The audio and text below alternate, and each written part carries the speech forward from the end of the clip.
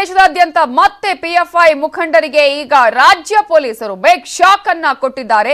ಕರ್ನಾಟಕ ಸೇರಿದಂತೆ 7 ರಾಜ್ಯಗಳಲ್ಲಿ ಪಿಎಫ್ಐ ಮುಖಂಡರ ವಿರುದ್ಧ ಈಗ ಎನ್ಐಎ ಮಾಹಿತಿಯ ಆಧಾರದ ಮೇಲೆ ರಾಜ್ಯ ಪೊಲೀಸರು ದಾಳಿಯನ್ನ ಮಾಡಿ ವಶಕ್ಕೆ ಪಡೆಯುವಂತಹ, ಬಂಧನಕ್ಕೆ ಒಳಪಡಿಸುವಂತಹ ಕೆಲಸವನ್ನ ಮಾಡ್ತಾ ಇದ್ದಾರೆ. ತನಿಖೆ ತೀವ್ರಗೊಂಡಿದೆ. ಎನ್ಐಎ ಮಾಹಿತಿ ಮೇರೆಗೆ ರಾಜ್ಯ ಪೊಲೀಸರ ಈ ಮೆಗಾ ರೇಡ್ ನಡೆದಿದ್ದು ಕರ್ನಾಟಕ, ಗುಜರಾತ್, ಮಹಾರಾಷ್ಟ್ರ, ದೆಹಲಿ ಸೇರಿದಂತೆ ದೇಶದಾದ್ಯಂತ 7 ರಾಜ್ಯಗಳಲ್ಲಿ ರೇಡ್ ನಡೆದಿದೆ. ಕರ್ನಾಟಕದ 14ಕ್ಕೂ ಹೆಚ್ಚು ಜಿಲ್ಲೆಗಳಲ್ಲಿ ಪಿಎಫ್ಐ ವಿರುದ್ಧ ಕಾರ್ಯಾಚರಣೆಯನ್ನ ನಡೆಸಲಾಗಿದೆ. ಉಡುಪಿ, ಶಿವಮೊಗ್ಗ, ಕೋಲಾರ, ಕಲಬುರಗಿ ಸೇರಿದಂತೆ ಹಲವು ಕಡೆ ಈಗಾಗಲೇ ಕಾರ್ಯಾಚರಣೆಯನ್ನ ಪೊಲೀಸರು ಮಾಡಿದ್ದು, ಚಿತ್ರದುರ್ಗ, ವಿಜಯಪುರ, ಬಾಗಲಕೋಟೆ, ರಾಯಚೂರು, ಚಾಮರಾಜನಗರ, ಉಡುಪಿ, ಶಿವಮೊಗ್ಗ, ಕೋಲಾರ, ಕಲಬುರಗಿ ಸೇರಿದಂತೆ ಹಲವು ಕಡೆ ದಾಳಿಯನ್ನ ಮಾಡಿದ್ದಾರೆ. ಪಿಎಫ್ಐ ಕಾರ್ಯಕರ್ತರನ್ನ, ಮುಖಂಡರನ್ನ ಪೊಲೀಸರು ವಶಕ್ಕೆ ಪಡೆದಿದ್ದಾರೆ. ತೀವ್ರವಾದ ವಿಚಾರಣೆ ನಡೀತಾ ಇದೆ. ಇನ್ನು ದೆಹಲಿ, ಮಧ್ಯಪ್ರದೇಶ, ಗುಜರಾತ್, ಅಸ್ಸಾಂ, ಉತ್ತರ ಪ್ರದೇಶ, ಕರ್ನಾಟಕ ಸೇರಿದಂತೆ 7 ರಾಜ್ಯಗಳಲ್ಲಿ ಏಕಕಾಲಕ್ಕೆ ಆಯಾ ರಾಜ್ಯಗಳ ಪೊಲೀಸರು ರೇಡ್ ಅನ್ನ ಮಾಡಿದ್ದಾರೆ. ಈವರೆಗೂ 170ಕ್ಕೂ ಹೆಚ್ಚು ಪಿಎಫ್ಐ ಕಾರ್ಯಕರ್ತರನ್ನ ವಶಕ್ಕೆ ಪಡೆದಿದ್ದಾರೆ ಅನ್ನುವ ಮಾಹಿತಿ ಲಭ್ಯವಾಗ್ತಾ ಇದೆ. ಇಡೀ ಒಂದು ದೇಶದಾದ್ಯಂತ ಮೊನ್ನೆ ಎನ್ಐಎ ದಾಳಿಯನ್ನ ಮಾಡಿತ್ತು. ಅದೇ ರೀತಿಯಾಗಿ ಎನ್ಐಎಯ ಮಾಹಿತಿಯ ಆಧಾರದ ಮೇಲೆ ಈಗ ದೇಶದಾದ್ಯಂತ ಅನೇಕ ರಾಜ್ಯಗಳಲ್ಲಿ ಈ ರೇಡ್ ನಡೆದಿದೆ.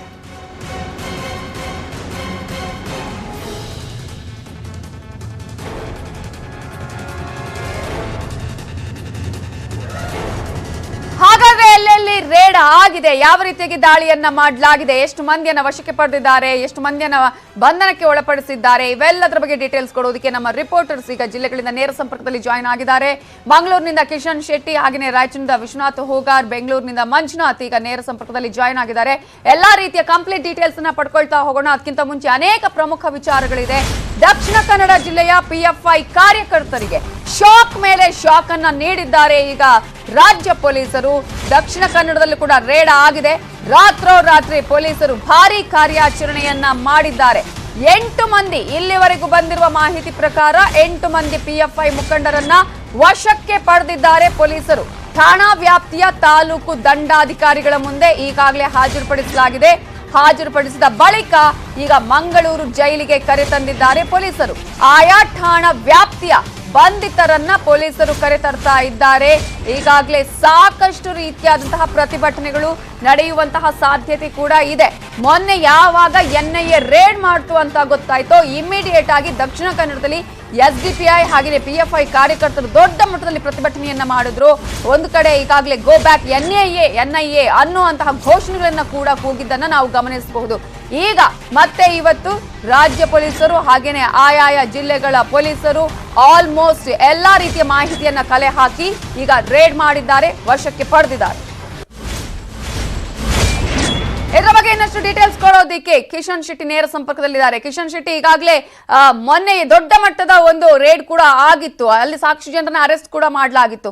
ಇವತ್ತು ಈಗ ಸದ್ಯಕ್ಕೆ ಎಲ್ಲೆಲ್ಲಿಗೆ ಈಗ ಪೊಲೀಸರು ಆಲ್ರೆಡಿ ಜೈಲಿಗೆ ಕಳುಹಿಸಿದ್ದಾರಾ ಈಗ ಅವರನ್ನ, ಅಥವಾ ಏನಾದ್ರೂ ಕಸ್ಟಡಿಗೆ ಕೇಳುವಂತಹ ಚಾನ್ಸಸ್ ಇದೆಯಾ, ಹೇಗೆ, ಯಾವೆಲ್ಲ ಆಕ್ಟ್ ಅಡಿಯಲ್ಲಿ ಇವರನ್ನ ಈಗಾಗಲೇ ಬಂಧಕ್ಕೆ ಒಳಪಡಿಸಲಾಗಿದೆ?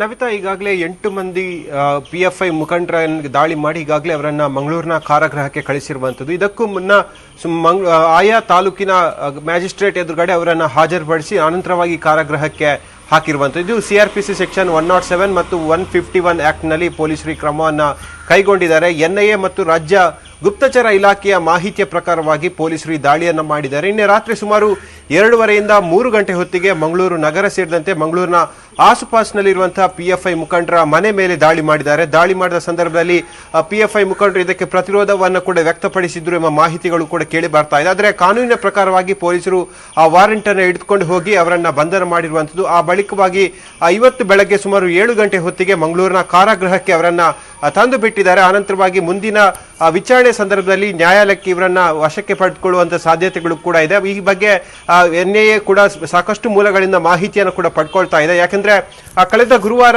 ಮಂಗಳೂರಲ್ಲಿ ಸುಮಾರು 6 ಮಂದಿ ಪಿಎಫ್ಐ ಮುಖಂಡರ ಮೇಲೆ ದಾಳಿ ಮಾಡಿ ಅವರನ್ನ ಬೆಂಗಳೂರಿಗೆ ಕರ್ಕೊಂಡು ಹೋಗಲಾಗಿತ್ತು. ಅನಂತರವಾಗಿ ಹಲವು ಮಹತ್ವದ ವಿಚಾರಗಳನ್ನ, ಮಹತ್ವದ ದಾಖಲೆಗಳನ್ನ ಅವರಿಂದ NIA ಸಂಗ್ರಹ ಮಾಡಿತ್ತು ಮತ್ತು ರಾಜ್ಯ ಪೊಲೀಸರು ಕೂಡ ಬೇರೆ ಬೇರೆ ಪ್ರಕರಣಗಳಿಗೆ ಸಂಬಂಧಪಟ್ಟಂತೆ ಮಂಗಳೂರಿನ ನಾಯಕರನ್ನ ವಶಕ್ಕೆ ಪಡೆದುಕೊಂಡು ವಿಚಾರಣೆ ಕೂಡ ಮಾಡ್ತಾ ಇದೆ. ಇದರ ಮುಂದುವರಿದ ಭಾಗವಾಗಿ ಇವತ್ತು ಸುಮಾರು ಮಧ್ಯರಾತ್ರಿ 2:30 ಗಂಟೆಗೆ ಈ ರೀತಿಯಾಗಿ ಘಟನೆ ಆಗಿರುವಂಥದ್ದು. ಯಾಕೆಂದ್ರೆ ಕಳೆದ ಬಾರಿ PFI ನಾಯಕರ ಮೇಲೆ ದಾಳಿಯಾದಂತಹ ಸಂದರ್ಭದಲ್ಲಿ ಸಾವಿರಾರು ಸಂಖ್ಯೆಯಲ್ಲಿ PFI ಕಾರ್ಯಕರ್ತರು ಒಂದು ರೀತಿಯಾಗಿ ಆಕ್ರೋಶವನ್ನು ವ್ಯಕ್ತಪಡಿಸಿದ್ರು.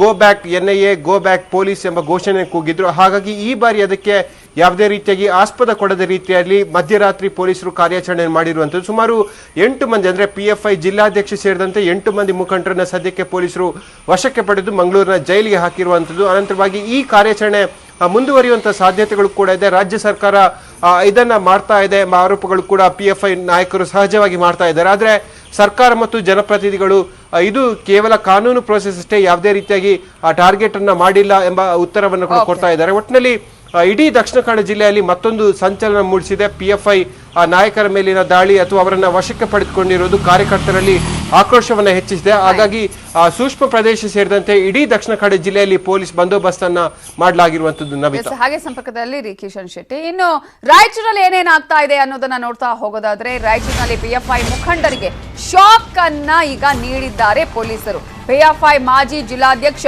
ಮೊಹಮ್ಮದ್ ಇಸ್ಮಾಯಿಲ್ ನನ್ನ ಬಂಧಿಸಿದ್ದಾರೆ. ಕಾರ್ಯದರ್ಶಿ ಆಗಿರುವಂತಹ ವಾಸಿಂ ಅನ್ನ ಕೂಡ ಬಂಧಿಸಿದ್ದಾರೆ ಪೊಲೀಸರು. ಬಂಧಿತರನ್ನ ತಹಶೀಲ್ದಾರ್ ಕಚೇರಿಗೆ ಕರೆತಂದಿದ್ದಾರೆ ಪೊಲೀಸರು. ಬಂಧಿತರನ್ನ ಹಾಜರುಪಡಿಸಿದ್ದಾರೆ ರಾಯಚೂರು ಪೊಲೀಸರು. ಈಗಾಗಲೇ ಇಡೀ ರಾಜ್ಯದಾದ್ಯಂತ 14 ಜಿಲ್ಲೆಗಳಲ್ಲಿ PFI ಕಾರ್ಯಕರ್ತರನ್ನ, ಮುಖಂಡರನ್ನ ವಶಕ್ಕೆ ಪಡೆಯುವಂತಹ ಕೆಲಸ ನಡೀತಾ ಇದೆ. ಕಾರ್ಯಾಚರಣೆಯನ್ನ ಮಾಡಿದ್ದಾರೆ ಏಕಕಾಲಕ್ಕೆ ಪೊಲೀಸರು. ಈಗಾಗಲೇ NIA ಕೊಟ್ಟಂತಹ ಮಾಹಿತಿಯ ಆಧಾರದ ಮೇಲೆ ಈ ದಾಳಿ ಆಗಿದೆ. ರಾಯಚೂರಲ್ಲೂ ಕೂಡ PFI ಮುಖಂಡರಿಗೆ ಶಾಕ್ ಅನ್ನ ಕೊಟ್ಟಿದ್ದಾರೆ ಪೊಲೀಸರು. ಈಗಾಗಲೇ ಇಬ್ಬರನ್ನ ಬಂಧಿಸಿದ್ದಾರೆ. ಅವರನ್ನ ತಹಶೀಲ್ದಾರ್ ಕಚೇರಿಗೆ ಕರೆ ತಂದಿದ್ದಾರೆ ಪೊಲೀಸರು. ರಾಯಚೂರು ಪೊಲೀಸರು ಈಗಾಗಲೇ ಬಂಧಿತರನ್ನ ತಹಶೀಲ್ದಾರ್ ಎದುರು ಹಾಜರುಪಡಿಸಿದ್ದಾರೆ. ಇನ್ನು ಇವರನ್ನ ಕೂಡ ಜೈಲಿಗೆ ಕಳುಹಿಸುವಂತಹ ಸಾಧ್ಯತೆ ಇದೆಯಾ ಅಥವಾ ಕಸ್ಟಡಿ ತೆಗೆದುಕೊಳ್ಳುವಂತಹ ಚಾನ್ಸಸ್ ಇದೆಯಾ ಅನ್ನೋದ್ರ ಬಗ್ಗೆ ಡೀಟೇಲ್ಸ್ ಅನ್ನ ಕೇಳೋದಕ್ಕೆ ನಮ್ಮ ರಿಪೋರ್ಟರ್ ವಿಶ್ವನಾಥ್ ಹೋಗಾರ್ ಈಗ ನೇರ ಸಂಪರ್ಕದಲ್ಲಿ ಜಾಯ್ನ್ ಆಗಿದ್ದಾರೆ. ವಿಶ್ವನಾಥ್, ಇವರಿಗೂ ಕೂಡ ಯಾವೆಲ್ಲ ಸೆಕ್ಷನ್ಗಳ ಅಡಿಯಲ್ಲಿ ಕೇಸನ್ನ ದಾಖಲಿಸಲಾಗಿದೆ? ಇವರನ್ನ ಕಸ್ಟಡಿಗೆ ಪಡೆದಿದ್ದಾರೆ ಅಥವಾ ನೇರವಾಗಿ ಜೈಲಿಗೆ ಕಳುಹಿಸಲಾಗುತ್ತಾ, ಹೇಗೆ? ನವಿತಾ, ಇವತ್ತು ಏನ್ ರಾಜ್ಯಾದ್ಯಂತ SDPI ಮತ್ತು PFI ಕಾರ್ಯಕರ್ತರ ಮೇಲೆ ಮತ್ತು ಮುಖಂಡರ ಮೇಲೆ ಏನು ದಾಳಿ ನಡೆಸಿ ಬಂಧನ ಮಾಡಲಾಗಿತ್ತು, ಅದೇ ರೀತಿ ರಾಯಚೂರು ಜಿಲ್ಲೆಯಲ್ಲೂ ಕೂಡ ದಾಳಿ ನಡೆಸಿದಂತಹ ಅಧಿಕಾರಿಗಳು ಇವತ್ತು ಇಬ್ಬರನ್ನ ವಶಕ್ಕೆ ಪಡೆದು ಇವತ್ತು ತಹಶೀಲ್ದಾರ್ ಮುಂದೆ ಹಾಜರುಪಡಿಸ್ತಾರೆ. ಮೊಹಮ್ಮದ್ ಇಸ್ಮಾಯಿಲ್ ಮತ್ತು ವಾಸಿಂ ಎನ್ನುವಂತಹ ಇಬ್ಬರು ಮುಖಂಡರನ್ನ ಇವತ್ತು ಬೆಳ್ಳಂಬೆಳಗ್ಗೆ 5 ಗಂಟೆಗೆ DYSP ವೆಂಕಟೇಶ್ ಉಗಿಬಂಡಿಯವರ ನೇತೃತ್ವದಲ್ಲಿ ದಾಳಿ ನಡೆಸಿ ಅವರನ್ನ ಬಂಧಿಸಿ ಇವತ್ತು ತಹಶೀಲ್ದಾರ್ ಕಚೇರಿಗೆ ಕರೆತರ್ತಾರೆ. ತಹಶೀಲ್ದಾರ್ ಕಚೇರಿಗೆ ಕರೆತಂದು ಯಾವೆಲ್ಲ ಪ್ರೋಸೆಸ್ ಗಳಿದಾವೆ ಎಲ್ಲಾ ಪ್ರೋಸೆಸ್ ಗಳನ್ನ ಮುಗಿಸಿ ಈಗಾಗಲೇ ಮೊಹಮ್ಮದ್ ಇಸ್ಮಾಯಿಲ್ ಮಾಜಿ ಅಧ್ಯಕ್ಷ, PFI ನ ಮಾಜಿ ಅಧ್ಯಕ್ಷ ಏನಿದ್ದಾರೆ ಅವರನ್ನ ಈಗಾಗಲೇ ಡೈರೆಕ್ಟ್ ಆಗಿ ಇವತ್ತು ಜಿಲ್ಲಾ ಕಾರಾಗೃಹಕ್ಕೆ ಕಳಿಸಲಾಗಿರ್ತಕ್ಕಂಥದ್ದು. ಇನ್ನೋರ್ವ ಕಾರ್ಯದರ್ಶಿ ಆಗಿರ್ತಕ್ಕಂತಹ ವಾಸಿಂ ಎನ್ನುವಂತವನನ್ನ ಆರೋಗ್ಯದಲ್ಲಿ ಸಮಸ್ಯೆ ಕಂಡು ಬಂದಂತ ಹಿನ್ನೆಲೆಯಲ್ಲಿ ರಿಮ್ಸ್ ಆಸ್ಪತ್ರೆಗೆ ದಾಖಲಿಸಿ ಅಲ್ಲಿ ಪರೀಕ್ಷೆಯನ್ನ ಒಳಪಡಿಸಿ ಈಗಾಗಲೇ ಅವರನ್ನು ಕೂಡ ನನ್ನ ಹಿಂಭಾಗದಲ್ಲಿ ನಿಮಗೆ ತೋರಿಸ್ತಾ ಹೋಗ್ತೀನಿ ನಾನು. ಇವತ್ತು ರಾಯಚೂರಿನ ಈ ಒಂದು ತಹಶೀಲ್ ಕಚೇರಿಗೆ ಅವರನ್ನು ಕೂಡ ಈಗಾಗಲೇ ಕರೆತರಲಾಗಿದೆ. ಈಗಾಗಲೇ ರಾಯಚೂರು ತಹಶೀಲ್ ಕಚೇರಿಯ ಸುತ್ತಲೂ ಕೂಡ ಪೊಲೀಸ್ ಬಿಗಿ ಬಂದೋಬಸ್ತನ್ನು ಕೂಡ ಸಾಕಷ್ಟು ರೀತಿಯಲ್ಲಿ ಇಲ್ಲಿ ಹಾಕಿರ್ತಕ್ಕಂಥದ್ದನ್ನ ನಾನು ನಿಮ್ಗೆ ತೋರಿಸ್ತಾ ಹೋಗ್ತೀನಿ ದೃಶ್ಯದಲ್ಲಿ. ಈಗಾಗಲೇ ಒಳಗಡೆ ಏನಾಗಿದೆ, ಮೊಹಮ್ಮದ್ ಇಸ್ಮಾಯಿಲ್ ಅಂತಕ್ಕಂತಹ ವ್ಯಕ್ತಿಯನ್ನ ಈಗಾಗಲೇ ಮ್ಯಾಜಿಸ್ಟ್ರೇಟ್ ಮುಂದೆ ಅಂದ್ರೆ ತಾಲೂಕು ದಂಡಾಧಿಕಾರಿಗಳ ಮುಂಭಾಗದಲ್ಲಿ ಕರೆದುಕೊಂಡು ಬಂದು ಅವ್ರನ್ನ ವಿಚಾರಣೆಗೆ ಒಳಪಡಿಸಿ ಯಾವೆಲ್ಲ ಸೆಕ್ಷನ್ ಗಳ ಅಡಿಯಲ್ಲಿ ಅವರನ್ನ ಕಸ್ಟಡಿಗೆ ತೆಗೆದುಕೊಳ್ಬೇಕು ಅಂತಕ್ಕಂತಹ ವಿಚಾರವನ್ನ ಅಲ್ಲಿ ಮುಕ್ತವಾಗಿ ಚರ್ಚಿಸಿ ತದನಂತರದಲ್ಲಿ ಅವ್ರನ್ನ ಜಿಲ್ಲಾ ಕಾರಾಗೃಹಕ್ಕೆ ಕಳಿಸಲಾಗಿದೆ. ನವಿತಾ, ಜೊತೆಗೆ ಈಗ ಇನ್ನೋರ್ವ ಏನ್ ವಾಸಿಂ ಎನ್ನುವಂತಹ ಕಾರ್ಯದರ್ಶಿ ಏನಿದ್ದ ಆತನನ್ನು ಕೂಡ ರಿಮ್ಸ್ ಆಸ್ಪತ್ರೆಯಲ್ಲಿ ಪರೀಕ್ಷೆಗೆ ಒಳಪಡಿಸಿ ಈಗ ತಹಶೀಲ್ ಕಚೇರಿಗೆ ಕರೆತರಲಾಗಿದೆ. ಅದರ ಜೊತೆಗೆ ಇವತ್ತು ಇವರ ಮುಖಂಡರ ಬಂಧನದ ಹಿನ್ನೆಲೆಯಲ್ಲಿ PFI ಕಾರ್ಯಕರ್ತರು ತಹಶೀಲ್ ಕಚೇರಿ ಮುಂದೆ ಜಮಾಯಿಸಿ ರಸ್ತೆ ಮಧ್ಯದಲ್ಲಿ ಉರುಳಾಡಿ ಒಂದು ಹೈಡ್ರಾಮವನ್ನೇ ಸೃಷ್ಟಿ ಮಾಡಿದ್ರು. ಆದ್ರೆ ಪೊಲೀಸ್ ಇಲಾಖೆಯಿಂದ ಏನು ಅಧಿಕಾರಿಗಳು ತದನಂತರ ಬಂದ ನಂತರದಲ್ಲಿ ಅವರಿಗೆ ಸ್ಟ್ರಿಕ್ಟ್ ಆಗಿ ವಾರ್ನ್ ಮಾಡಲಾಯಿತು. ನಾನು ದೃಶ್ಯದಲ್ಲಿ ನಿಮ್ಗೆ ತೋರಿಸ್ತಾ ಹೋಗ್ತಾ ಇದ್ದೀನಿ. ವಾಸಿಂ ಎನ್ನುವಂತಹ ಮತ್ತೋರ್ವ ಮುಖಂಡನನ್ನು ಕೂಡ ಈಗ ಜಿಲ್ಲಾ ಕಾರಾಗೃಹಕ್ಕೆ ಕಳಿಸೋದಕ್ಕೆ ಯಾವ ರೀತಿಯಾದಂತಹ ವ್ಯವಸ್ಥೆಯನ್ನ ಮಾಡ್ಕೊಂಡು ಕಳಿಸಲಾಗ್ತಾ ಇದೆ ಅಂತಕ್ಕಂಥದ್ದು ದೃಶ್ಯದಲ್ಲಿ ಇದೊಂದು ಎಕ್ಸ್ಕ್ಲೂಸಿವ್ ವಿಜುವಲ್ಸ್ ನವಿತಾ ನಮಗೆ ಸಿಕ್ಕಿರ್ತಕ್ಕಂಥದ್ದು ನಿಮ್ಗೆ ಕಾಣಿಸ್ತಾ ಇರಬಹುದು. ಈಗಾಗಲೇ ಮಾಜಿ ಜಿಲ್ಲಾಧ್ಯಕ್ಷನನ್ನ ಈಗಾಗಲೇ ಜೈಲಿಗೆ ಕಳಿಸಿರ್ತಕ್ಕಂಥದ್ದು ತಮಗೆಲ್ಲ ಗೊತ್ತಿರ್ತಕ್ಕಂಥ ವಿಚಾರ. ಜೊತೆಗೆ ಈಗ ವಾಸಿಮೆನ್ ಅಂತೂ ಮತ್ತೋರ್ವ ಮುಖಂಡನನ್ನು ಕೂಡ ಈಗ ಜೈಲಿಗೆ ಕಳಿಸಿದ್ದಾರೆ. ಹೀಗಾಗಿ ಸ್ಥಳದಲ್ಲಿ ಏನ್ ತಹಶೀಲ್ ಕಚೇರಿ ಮುಂದೆ ಏನ್ ಈ PFI ಕಾರ್ಯಕರ್ತರು ಜಮಾಯಿಸಿ ಏನೋ ಒಂದು ಹೈಡ್ರಾಮವನ್ನು ಸೃಷ್ಟಿ ಮಾಡಿದ್ರು, ಆ ಎಲ್ಲಾ ಹೈಡ್ರಾಮವನ್ನ ತೆರವುಗೊಳಿಸೋದ್ರಲ್ಲಿ ಪೊಲೀಸರು ಯಶಸ್ವಿಯಾಗಿದ್ದಾರೆ. ಇಲ್ಲಿ ಬೀಳ್ಬಿಟ್ಟು ಸರ್ಪಗಾವಲನ್ನು ಹಾಕಿದ್ದಾರೆ. ಯಾವುದೇ ರೀತಿಯಾದಂತಹ ಕಾನೂನು ತೊಡಕುಗಳಾಗದ ರೀತಿಯಲ್ಲಿ ಪೊಲೀಸರು ಎಲ್ಲಾ ರೀತಿಯ ಮುಂಜಾಗ್ರತಾ ಕ್ರಮಗಳನ್ನ ಕೈಗೊಳ್ತಾ ಇದ್ದಾರೆ. ನವಿತಾ, ಹಾಗೆ ಸಂಪರ್ಕದಲ್ಲಿ ವಿಶ್ವನಾಥ್ ಹೋಗಾರ್. ಪಿಎಫ್ಐ ಮುಖಂಡರ ವಿರುದ್ಧ ದಾಳಿ ಯಾಕೆ? 2 ಬಾರಿಗೆ ದಾಳಿ ಮಾಡೋದಕ್ಕೆ ಕಾರಣವಾದ್ರು ಏನು? ರಾಜ್ಯ ಪೊಲೀಸರಿಗೆ ಎನ್ಐಎ ಕೊಟ್ಟಂತಹ ಮಾಹಿತಿ ಏನು ಅನ್ನೋದನ್ನ ನೋಡ್ತಾ ಹೋಗೋದಾದ್ರೆ, ಈಗಾಗಲೇ ಎನ್ಐಎ ಯಾವ ರೀತಿಯಾಗಿ ದಾಳಿ ಮಾಡಿದೆ, ಈ ಹಿಂದೆ ಕೂಡ ಅನೇಕ ಬಾರಿ ಸಾಕಷ್ಟು ಆರೋಪಗಳು ಕೇಳಿ ಬಂದಿದ್ವು ಪಿಎಫ್ಐ ಸಂಘಟನೆಯ ವಿರುದ್ಧ, ಎಸ್ಡಿಪಿಐ ವಿರುದ್ಧ. ಆದ್ರೆ ಅನೇಕ ಆರೋಪಗಳು, ಅನೇಕ ಹಿಂಸಾಚಾರಕ್ಕೆ ಸಂಬಂಧಪಟ್ಟಂತಹ ಆರೋಪಗಳು ಕೇಳಿ ಬಂದಿದ್ರು ಕೂಡ ಈಗ ಇಮ್ಮಿಡಿಯೇಟ್ ಆಗಿ ಈ ರೀತಿಯಾದಂತಹ ದಾಳಿ ಯಾಕೆ? ರಾಜ್ಯ ಪೊಲೀಸರಿಗೆ ಎನ್ಐಎ ಕೊಟ್ಟ ಮಾಹಿತಿ ಏನು? ಸೆಪ್ಟೆಂಬರ್ 22ರ ಎನ್ಐಎ ದಾಳಿ ವಿರೋಧಿಸಿ ಪ್ರತಿಭಟನೆಯನ್ನ ಮಾಡಲಾಗಿದೆ. ಈಗ ಪಿಎಫ್ಐ ರಾಷ್ಟ್ರ ನಾಯಕರ ಬಂಧನಕ್ಕೆ ಖಂಡನೆಯನ್ನ ವ್ಯಕ್ತಪಡಿಸಿ ಹೋರಾಟಗಳು ನಡೆದಿದೆ. ದೇಶದಾದ್ಯಂತ ಬೀದಿಗಿಳಿದು ಹೋರಾಟಕ್ಕೆ ಒಂದ್ ಕಡೆ ಪ್ಲಾನ್ ಆಗಿದ್ರೆ, ಮತ್ತೊಂದು ಕಡೆ ಈಗಾಗಲೇ ಇನ್ನೂ ಕೂಡ ಅನೇಕ ಕಡೆಗಳಲ್ಲಿ ಹೋರಾಟಕ್ಕೆ ಪ್ಲಾನ್ ಅನ್ನ ಮಾಡಿಕೊಳ್ಳಲಾಗಿತ್ತು. ಉಗ್ರ ಪ್ರತಿಭಟನೆ, ಗಲಾಟೆಗೆ ಭಾರಿ ಸಂಚನ್ನ ರೂಪಿಸಲಾಗ್ತಾ ಇತ್ತು. ದೇಶದ ಹಲವು ಕಡೆ ದುಷ್ಕೃತ್ಯಕ್ಕೆ ಸಂಚನ್ನ ಮಾಡ್ತಾ ಇದ್ರು ಅನ್ನುವಂತಹ ಮಾಹಿತಿಯ ಮೇರೆಗೆ ಸಂಭಾವ್ಯ ಅನಾಹುತವನ್ನ ತಪ್ಪಿಸೋದಿಕ್ಕೆ ಇವತ್ತು ದಾಳಿಯನ್ನ ಮಾಡಲಾಗಿದೆ.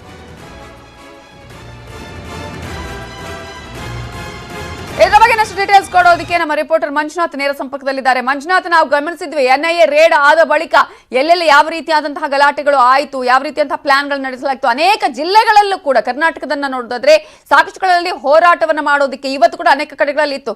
ಸೊ ಎಲ್ಲವನ್ನ ಮುನ್ಸೂಚನೆಯಾಗಿ ಪೂರ್ವಭಾವಿಯಾಗಿಯೇ ಈ ಒಂದು ರೇಡ್ ಆಗಿದೆಯಾ ಇವತ್ತು, ಅಥವಾ ಈಗಾಗಲೇ ಏನು ಆಲ್ರೆಡಿ ಬಂಧಿತರಿದ್ದಾರೆ ಅವರು ಕೊಟ್ಟ ಮಾಹಿತಿಯ ಆಧಾರದ ಮೇಲೆನೆ ಈಗ ಇವರನ್ನೆಲ್ಲ ವಶಕ್ಕೆ ಪಡೆಯಲಾಗಿದೆಯಾ, ವಿಚಾರಣೆ ಮಾಡಲಾಗ್ತಾ ಇದೆಯಾ?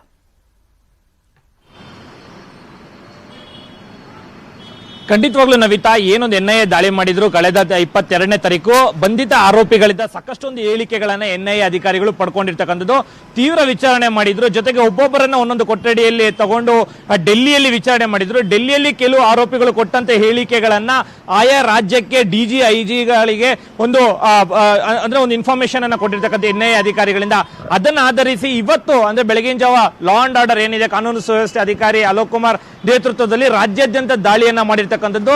ಆ ಜೊತೆಗೆ ದೇಶದೆಲ್ಲೆಡೆ ಕೂಡ ದಾಳಿಯನ್ನು ಕೂಡ ಆಗಿರ್ತಕ್ಕಂಥದ್ದು. ಸದ್ಯಕ್ಕೆ ಕರ್ನಾಟಕ ರಾಜ್ಯದಲ್ಲಿ ಮಂಗಳೂರು ಆಗಿರ್ಬೋದು, ಶಿವಮೊಗ್ಗ, ಜೊತೆಗೆ ಬೆಳಗಾಂ, ರಾಯಚೂರು, ಚಿತ್ರದುರ್ಗ ಇತರೆ ಭಾಗಗಳಲ್ಲಿ ಸೇರಿ ದಾಳಿಯನ್ನ ಮಾಡಿರ್ತಕ್ಕಂಥದ್ದು. ಜೊತೆಗೆ ಬೆಂಗಳೂರಿನಲ್ಲಿ ಈಗಾಗಲೇ ಪೊಲೀಸರು ಏನೊಂದು ಡೈರಿಯನ್ನ ಲಭ್ಯವಾಗಿರ್ತಕ್ಕಂಥದ್ದು ಪಿಎಫ್ಐ ಅಧಿಕಾರಿ ಅಂದ್ರೆ ಪಿಎಫ್ಐ ಮುಖಂಡರುಗಳ ಮನೆ ಮೇಲೆ ದಾಳಿ ಮಾಡಿದಾಗ, ಜೊತೆಗೆ ಕಚೇರಿಯಲ್ಲಿ ದಾಳಿ ಮಾಡಿದಾಗ ಸಿಕ್ಕಂತ ಒಂದು ಕ್ಲೂಗಳು ಏನಿದೆ, ಆ ಕ್ಲೂಗಳನ್ನು ಆಧರಿಸಿ ಕೂಡ ಇವತ್ತು ಸಾಕಷ್ಟು ಒಂದು ರೈಡ್ ಗಳನ್ನ ಮಾಡಿರ್ತಕ್ಕಂಥದ್ದು. ಜೊತೆಗೆ ಅವರಿಗೆ ಎಲ್ಲೋ ಒಂದ್ ಕಡೆ ಫಂಡಿಂಗ್ ಅನ್ನು ಕೂಡ ಬರ್ತಾ ಇತ್ತು, ಸುಮಾರು 10 ರಿಂದ 15 ಲಕ್ಷ ಫಂಡಿಂಗ್ ಅನ್ನು ಕೂಡ ಆಗ್ತಾ ಇತ್ತು. ಜೊತೆಗೆ ಪಿಎಫ್ಐ ಹಿಂದ್ಗಡೆ ಯಾರಿದ್ದಾರೆ, ಮತ್ತೆ ಕೆಲವು ಉಲ್ಲೇಖ ಆದ ಅಂಶಗಳು ಡೈರಿಗಳಲ್ಲಿ ಇರ್ತಕ್ಕಂಥದ್ದು. ಆ ಡೈರಿಯಲ್ಲಿ ಒಂದು ಸೀಕ್ರೆಟ್ ಕೋಡ್ ಅನ್ನ ಬರ್ದಿರ್ತಕ್ಕಂಥದ್ದು. ಗೆಟ್ ಟುಗೆದರ್ ಅನ್ನೋ ರೀತಿಯಲ್ಲಿ ಕಂಪ್ಲೀಟ್ ಆಗಿ ಮಾಹಿತಿಗಳನ್ನ ಆಧರಿಸಿ ಪೊಲೀಸರು ಇವತ್ತು ಆ ರೈಡ್ ಅನ್ನ ಮಾಡಿರ್ತಕ್ಕಂಥದ್ದು. ಬೆಳಗಿನ ಜಾವ ಸುಮಾರು 4 ಗಂಟೆಯಿಂದ 5 ಗಂಟೆ ಒಳಗಡೆ ಸಾಕಷ್ಟು ಒಂದು ಸರ್ಚ್ ಗಳನ್ನ ಮಾಡಿರ್ತಕ್ಕಂಥ ರಾಜ್ಯಾದ್ಯಂತ. ಈಗಾಗಲೇ ರಾಜ್ಯಾದ್ಯಂತ 45 ಜನರನ್ನ ವಶಕ್ಕೆ ಪಡೆದು ವಿಚಾರಣೆಯನ್ನು ಕೂಡ ಮಾಡ್ತಾ ಇರ್ತಕ್ಕಂಥದ್ದು. ಸಾಕಷ್ಟು ಒಂದು ಮಾಹಿತಿಗಳನ್ನ ಕಲೆ ಆಗ್ತಾ ಇರ್ತಕ್ಕಂಥದ್ದು. ಜೊತೆಗೆ ಪೊಲೀಸರು ಬೆಳಗಿನ ಜಾವ 4 ಗಂಟೆ 5 ಗಂಟೆಗೆ ಕಚೇರಿಗಳ ಮೇಲೆ ಆಗಿರ್ಬೋದು, ಮನೆಗಳ ಮೇಲೆ ರಾಜ್ಯದಲ್ಲಿ ದಾಳಿ ಮಾಡಿದ್ದಾರೆ. ಅಲ್ಲೂ ಕೂಡ ಸಾಕಷ್ಟು ದಾಖಲೆಗಳು ಈಗಾಗಲೇ ಪತ್ತೆ ಆಗಿರ್ತಕ್ಕಂಥದ್ದು. ಜೊತೆಗೆ ಆರೋಪಿಗಳು ಈಗೇನು ವಶಕ್ಕೆ ಪಡೆದಿದ್ರು ಸಾಕಷ್ಟು ಮೊಬೈಲ್ಗಳನ್ನ ರಿಟ್ರೈವ್ ಮಾಡಿ ಅದರಲ್ಲೂ ಕೂಡ ಸ್ವಲ್ಪ ಮಾಹಿತಿಗಳನ್ನ ಕೂಡ ಕಲೆ ಹಾಕಿರ್ತಕ್ಕಂಥದ್ದು. ನವಿತಾ, ಥ್ಯಾಂಕ್ ಯು ಮಂಜುನಾಥ್ ಡೀಟೇಲ್ಸ್ಗೆ. ಕಿಶನ್ ಹಾಗೆ ವಿಶ್ವನಾಥ್ ಹೋಗರ್ ಡೀಟೇಲ್ಸ್ಗೆ. ಏನಿದೆ ಅಪ್ಡೇಟ್ಸ್?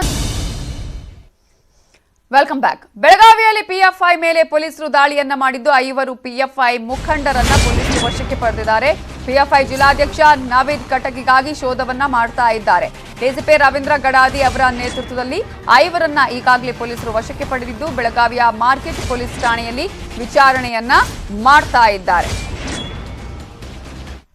ಇನ್ನು ಮತ್ತೊಂದು ಕಡೆ ಚಿತ್ರದುರ್ಗದಲ್ಲಿ ಪಿಎಫ್ಐ ಮುಖಂಡ ಅರ್ಫಾನ್ ಅಲಿಯನ್ನ ವಶಕ್ಕೆ ಪಡೆದಿದ್ದಾರೆ. ಚಿತ್ರದುರ್ಗದ ಚಿಕ್ಕಪೇಟೆ ಬಡಾವಣೆ ನಿವಾಸಿ ಅರ್ಫಾನ್ ಅಲಿಯನ್ನ ವಶಕ್ಕೆ ಪಡೆದಿದ್ದು ಚಿತ್ರದುರ್ಗ ನಗರದ ಕೋಟೆ ಠಾಣೆಯಲ್ಲಿ ಆತನನ್ನ ವಿಚಾರಣೆ ಮಾಡಲಾಗ್ತಾ ಇದೆ.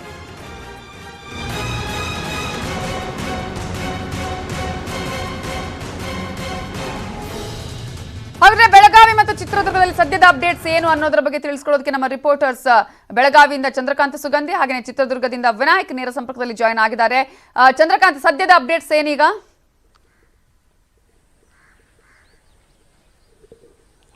ನವಿತಾ ಜೈನ್, ಬೆಳಗಾವಿಯಲ್ಲೇ ಮಾರ್ಕೆಟ್ ಪೊಲೀಸ್ ಠಾಣೆಯಲ್ಲಿ ಈಗ ಬಂಧಿತರನ್ನ ವಿಚಾರಣೆಗೆ ಒಳಪಡಿಸಲಾಗ್ತಕ್ಕಂಥದ್ದು. ಏನು 7 ಜನರನ್ನ ಬೆಳಗ್ಗೆ 4 ಗಂಟೆಗೆ ಕಾರ್ಯಾಚರಣೆ ಮಾಡಿ ಪೊಲೀಸರು ವಶಕ್ಕೆ ಪಡೆದಿದ್ದಾರೆ. ಪ್ರಮುಖವಾಗಿ ಈ ಒಂದು ಇವತ್ತು ವಶಕ್ಕೆ ಪಡೆದವರಲ್ಲಿ SDPI ಮತ್ತು PFI ಕಾರ್ಯಕರ್ತರು 7 ಜನ ಅಂತ ಹೇಳಿ ಪೊಲೀಸರು ಮಾಹಿತಿಯನ್ನು ಕೊಟ್ಟಿರ್ತಕ್ಕಂಥದ್ದು. ಇವತ್ತು ರಾಜ್ಯಾದ್ಯಂತ ಬೆಳಗ್ಗೆ 3:30ರಿಂದ 4 ಗಂಟೆವರೆಗೆ PFI ಮತ್ತು SDPI ಮುಖಂಡರ ಮನೆ ಮೇಲೆ ದಾಳಿಯನ್ನು ಮಾಡಲಾಗಿದೆ. ಈ ಭಾಗವಾಗಿ ಬೆಳಗಾವಿಯಲ್ಲಿ 7 ಜನರನ್ನ ವಶಕ್ಕೆ ಪಡಲಾಗಿದ್ದು, ಏನು PFI ಜಿಲ್ಲಾಧ್ಯಕ್ಷ ನದೀಬ್ ಪೊಲೀಸರಿಗೆ ಸಿಕ್ಕಿಲ್ಲ, ಹೀಗಾಗಿ ಆತನಿಗಾಗಿ ಕೂಡ ಶೋಧ ಕಾರ್ಯಾಚರಣೆ ನಡೆಸ್ತಾ ಇದೆ. ಮತ್ತೊಂದು ಕಡೆ ಬೆಳಗಾವಿಯ ಮಾರ್ಕೆಟ್ ಪೊಲೀಸ್ ಠಾಣೆಗೆ ಬೆಳಗಾವಿಯ ಕಾನೂನು ಸುವ್ಯವಸ್ಥೆ DCP ಮತ್ತು ಕ್ರೈಮ್ DCP ಭೇಟಿ ನೀಡಿ ಪರಿಶೀಲನೆ ನಡೆಸಿರ್ತಕ್ಕಂಥದ್ದು. ವಶಕ್ಕೆ ಪಡೆದವರ ವಿಚಾರಣೆಯನ್ನ ನಡೆಸಲಾಗ್ತಿದೆ. ಪ್ರಮುಖವಾಗಿ ಏನು ಇತ್ತೀಚೆಗೆ NIA ರಾಜ್ಯಾದ್ಯಂತ ಏನು NIA ದಾಳಿ ನಡೆದಿತ್ತು, ಈ ಸಂದರ್ಭದಲ್ಲಿ ಬೆಳಗಾವಿಯಲ್ಲಿ ಏನು PFI ಮತ್ತು SDPI ಕಾರ್ಯಕರ್ತರು ಒಂದು ಹೋರಾಟವನ್ನ ಮಾಡಿದ್ರು. ರಾಷ್ಟ್ರೀಯ ಹೆದ್ದಾರಿಯನ್ನ ತಡೆಯೋದರ ಮೂಲಕ ಪ್ರತಿಭಟನೆಯನ್ನ ಮಾಡಿದ್ರು. NIA ವಿರುದ್ಧ ಒಂದು ಆಕ್ರೋಶ ವ್ಯಕ್ತಪಡಿಸಿದ್ರು. ಹೀಗಾಗಿ ಅವರ ಮೇಲೆ ನಿಗಾ ವಹಿಸಿದ ಪೊಲೀಸರು ಇವತ್ತು ಬೆಳಂಬೆಳಗ್ಗೆ ಅವರಿಗೆ ಬಿಸಿಯನ್ನ ಮುಡಿಸಿದ್ದಾರೆ. 7 ಜನರ ವಶಕ್ಕೆ ಪಡೆದು ಈಗ ವಿಚಾರಣೆಯನ್ನು ಒಳಪಡಿಸಿರ್ತಕ್ಕಂಥದ್ದು. ವಿಚಾರಣೆ ವೇಳೆ ಯಾವೆಲ್ಲ ವಿಷಯಗಳು ಬಹಿರಂಗ ಆಗತಕ್ಕಂಥದ್ದು ಕಾದು ನೋಡಬೇಕಿದೆ. ಈಗಾಗಲೇ ಮಾರ್ಕೆಟ್ ಪೊಲೀಸ್ ಠಾಣೆಗೆ ಕೂಡ ಬಿಗಿ ಬಂದೋಬಸ್ತನ್ನ ನಿಯೋಜನೆ ಮಾಡಲಾಗಿರ್ತಕ್ಕಂಥದ್ದು. ಏನು ಬೆಳಗಾವಿ ನಗರದ ಕಡೆ ಬಜಾರ್, ಮಾಳಮಾರುತಿ ಮತ್ತು ಮಾರ್ಕೆಟ್ ಸೇರಿದಂತೆ ವಿವಿಧ ಪೊಲೀಸ್ ಠಾಣಾ ವ್ಯಾಪ್ತಿಯಲ್ಲಿ ಇವತ್ತು ಬೆಳಂಬೆಳಗ್ಗೆ ಈ ಒಂದು ಕಾರ್ಯಾಚರಣೆ ನಡೆಸಿ 7 ಜನರನ್ನ ಸದ್ಯ ವಶಕ್ಕೆ ಪಡೆದು ವಿಚಾರಣೆಯನ್ನ ಬೆಳಗಾವಿ ಪೊಲೀಸರು ನಡೆಸ್ತಾ ಇದ್ದಾರೆ. Navitha Jain. Okay, thank you Chandrakant Sugandhi. ಹಾಗಾದ್ರೆ ಚಿತ್ರದುರ್ಗದ ಅಪ್ಡೇಟ್ಸ್ ಬಗ್ಗೆ ನಮ್ಮ ರಿಪೋರ್ಟರ್ ವಿನಾಯಕ್ ಮಾಹಿತಿಯನ್ನ ಕೊಡ್ತಾರೆ. ಅದಕ್ಕಿಂತ ಮುಂಚೆ ಬ್ರೇಕ್. Welcome back. ಈಗಾಗಲೇ ಚಿತ್ರದುರ್ಗದಲ್ಲೂ ಕೂಡ PFI ಮುಖಂಡರನ್ನ ವಶಕ್ಕೆ ಪಡೆದು ವಿಚಾರಣೆಯನ್ನ ಮಾಡ್ತಾ ಇದ್ದಾರೆ. ಇದರ ಬಗ್ಗೆ ಇನ್ನಷ್ಟು ಅಪ್ಡೇಟ್ಸ್ ಕೊಡೋದಕ್ಕೆ ನಮ್ಮ ರಿಪೋರ್ಟರ್ ವಿನಾಯಕ್ ನೇರ ಸಂಪರ್ಕದಲ್ಲಿ ಜಾಯ್ನ್ ಆಗಿದ್ದಾರೆ. ವಿನಾಯಕ್, ಈಗ ಕೇವಲ ಅಲ್ಲಿ ಒಬ್ಬರನ್ನ ಮಾತ್ರ ವಶಕ್ಕೆ ಪಡೆದು ವಿಚಾರಣೆಯನ್ನ ಮಾಡ್ತಾ ಇರೋದಾ ಅಥವಾ ಇನ್ನೂ ಹೆಚ್ಚಿನ ಜನರನ್ನ ಏನಾದರೂ ವಶಕ್ಕೆ ಪಡೆಯುವಂತಹ ಸಾಧ್ಯತೆ ಇದೆಯಾ? ಈಗ ಆತನನ್ನ ಏನಾದರೂ ತಾಲೂಕು ದಂಡಾಧಿಕಾರಿಗಳ ಮುಂದೆ ಹಾಜರುಪಡಿಸಲಾಗಿದೆಯಾ? ನವಿತಾ ಜೈನ್, ಚಿತ್ರದುರ್ಗ ಜಿಲ್ಲೆಯಲ್ಲಿ ಈಗಷ್ಟೇ ಅಂದ್ರೆ ಬೆಳಗಿನ ಜಾವ 4 ಗಂಟೆಯ ಸುಮಾರಿಗೆ ಓರ್ವ ವ್ಯಕ್ತಿಯನ್ನ ಅಂದ್ರೆ PFI ಮುಖಂಡನನ್ನ ಬಂಧನ ಮಾಡಿರುವಂತದ್ದು. ಯಾವ ಕಾರಣಕ್ಕೆ ಅಂತ ಹೇಳಿದ್ರೆ, ಚಿತ್ರದುರ್ಗದಲ್ಲಿ ಏನು ಸಂಘಟನಾತ್ಮಕವಾಗಿ ಒಂದು ಪ್ರಚೋದನಕಾರಿಯಾಗಿ ಅವರು ಕಾರ್ಯನಿರ್ವಹಿಸ್ತಾ ಇದ್ರು. ರಾಜ್ಯದಲ್ಲಿ ಏನೇ PFI ಮುಖಂಡರನ್ನ ಬಂಧನ ಮಾಡಿದಂತ ಸಂದರ್ಭದಲ್ಲಿ ಇಲ್ಲಿ ಸಂಘಟನೆಯನ್ನ ಮಾಡಿ ಪ್ರತಿಭಟನೆಗೆ ಪ್ರಚೋದನೆಯನ್ನ ಮಾಡ್ತಾ ಇದ್ರು. ಶಾಂತಿ ಸುವ್ಯವಸ್ಥೆಯನ್ನ ಕದಡುವಂತ ಕೆಲಸವನ್ನ ಮಾಡ್ತಾ ಇದ್ರು ಅನ್ನುವಂತಹ ಹಿನ್ನೆಲೆಯಲ್ಲಿ ಬೆಳಗಿನ ಜಾವ 4 ಗಂಟೆಯ ಸಮಯಕ್ಕೆ ಚಿತ್ರದುರ್ಗದ ನಗರ ಪೊಲೀಸ್ ಠಾಣೆಯ CPI ತಿಪ್ಪೇಸ್ವಾಮಿ, DYSP ಅನಿಲ್ ಕುಮಾರ್ ಮತ್ತು SP ಅವರ ಸಮ್ಮುಖದಲ್ಲಿ ಅವ್ರನ್ನ ಅರೆಸ್ಟ್ ಮಾಡಿ ಕೋಟೆ ಠಾಣೆಯಲ್ಲಿ ವಿಚಾರಣೆಗೆ ಒಳಪಡಿಸಿರುವಂತದ್ದು. ವಿಚಾರಣೆಯ ಸಂದರ್ಭದಲ್ಲಿ ಅವರನ್ನ ಸಂಘಟನಾತ್ಮಕವಾಗಿ ಅವರು ಏನೇನೆಲ್ಲ ಪ್ರವೃತ್ತರಾಗಿದ್ರು ಅದನ್ನ ಮಾಹಿತಿಯನ್ನ ಪಡೆದಿರುವಂತದ್ದು. ಇದೀಗ ಅವರನ್ನ ಚಿತ್ರದುರ್ಗ ತಾಲೂಕು ದಂಡಾಧಿಕಾರಿಗಳ ಕಚೇರಿಗೆ ಪ್ರೊಡ್ಯೂಸ್ ಮಾಡಲಾಗುತ್ತದೆ. ಅಲ್ಲಿ ಅವ್ರನ್ನ ಬಾಂಡ್ ಮೂಲಕ ಒಂದು ಪತ್ರವನ್ನ ಬರೆಸ್ಕೊಂಡು ಅವರನ್ನ ಮತ್ತಷ್ಟು ವಿಚಾರಣೆಯನ್ನು ಕೂಡ ಮಾಡ್ಲಾಗ್ತದೆ. ಇವರು ಒಂದು PFI ಸಂಘಟನೆಯಲ್ಲಿ ಕಾರ್ಯನಿರತರಾಗಿರ್ತಕ್ಕಂಥವ್ರು. ಇವರು ಕಳೆದ ಹಲವು ವರ್ಷಗಳಿಂದ PFI ಸಂಘಟನೆ ಮತ್ತು ಹಲವು ಕಾರ್ಯಚಟುವಟಿಕೆಗಳಲ್ಲಿ ಪ್ರತಿಭಟನೆ ಆಗಿರ್ಬೋದು, ಶಾಂತಿ ಸುವ್ಯವಸ್ಥೆಯನ್ನ ಕದಡುವ ಕೆಲಸವನ್ನ ಮಾಡುವಂತಹ ಕಾರ್ಯದಲ್ಲಿ ಸುಮಾರು 6ಕ್ಕೂ ಹೆಚ್ಚು ಪ್ರಕರಣಗಳು ಇವರ ಮೇಲೆ ದಾಖಲಾಗಿರುವಂತದ್ದು. ಆ ಕಾರಣಕ್ಕೆ ಇವರನ್ನ ಏಕಾಏಕಿ ಅಂದ್ರೆ ಬೆಳಗಿನ ಜಾವ ಅವ್ರಿಗೆ ಅರೆಸ್ಟ್ ಮಾಡಿರುವಂತದ್ದು. ನವಿತಾ ಜೈನ್. ಎಸ್ ವಿನಾಯಕ್, ಈಗಾಗಲೇ ನೀವು ಹೇಳ್ತಾ ಇದ್ರಿ ಅಂದ್ರೆ ಒಂದು ರೀತಿಯಾಗಿ ಬೇರೆ ಬೇರೆ ರೀತಿಯ ಕೃತ್ಯಗಳಲ್ಲಿ ಭಾಗಿಯಾಗಿದ್ರು ಅಂತ. ಬೇರೆ ಈ ಹಿಂದೆ ಏನಾದ್ರು ಕೇಸ್ಗಳು ದಾಖಲಾಗಿತ್ತಾ, ಹೇಗೆ? ನವಿತಾ ಜೈನ್ ಏನು ಅರ್ಫಾನ್ ಅಲಿ ಇದ್ದಾರೆ, ಇವರು ಮೂಲತಃ ಚಿತ್ರದುರ್ಗದ ಚಿಕ್ಕಪೇಟೆ ನಿವಾಸಿ. ಇವರು ಕಳೆದ ಹಲವು ವರ್ಷಗಳಿಂದ ನಗರ ಠಾಣೆಯ ವ್ಯಾಪ್ತಿಯಲ್ಲಿ ಬರುವಂತಹ ಒಂದು 6 ಪ್ರಕರಣಗಳಲ್ಲಿ ಇವರು ಭಾಗಿಯಾಗಿರುವಂತದ್ದು. ಅದರಲ್ಲಿ ರೌಡಿ ಶೀಟರ್ ಕೂಡ ಆಗಿದ್ದಾರೆ. ಆ ಕಾರಣಕ್ಕೆ ಇವರು ಒಂದು PFI ಸಂಘಟನೆ ಮೂಲಕ ಒಂದಷ್ಟು ಸಮಾಜಘಾತಕ ಕೃತ್ಯವನ್ನ ಎಸಗಬಾರದು, ಮುಂದಾಲೋಚನೆ ಕ್ರಮವಾಗಿ ಅವರನ್ನ ಒಂದು ವಶಕ್ಕೆ ಪಡೆದು ಅವ್ರಿಗೆ ಒಂದು ಸುಭದ್ರತೆಯನ್ನ ನೀಡುವ, ಸಮಾಜಕ್ಕೆ ಯಾವುದೇ ತೊಂದರೆ ಆಗದೇ ಇರುವಂತೆ ಕ್ರಮ ವಹಿಸ್ಲಿಕ್ಕೆ ಈಗಾಗಲೇ SP ಅವರು ಕ್ರಮ ವಹಿಸಿರುವಂತದ್ದು. ಹಾಗಾಗಿ ಅವರನ್ನ ಬಂಧಿಸಿರುವಂತದ್ದು. Navitha Jain. Okay, thank you Vinayak ಡೀಟೇಲ್ಸ್ಗೆ. ಇವಿಷ್ಟು ಈ ಹೊತ್ತಿನ ಪ್ರಮುಖ ಸುದ್ದಿ. ನೋಡ್ತಾ ಇರಿ News 18 ಕನ್ನಡ. ಜಾಲ ನಮ್ಮದು, ಬಲ ನಿಮ್ಮದು.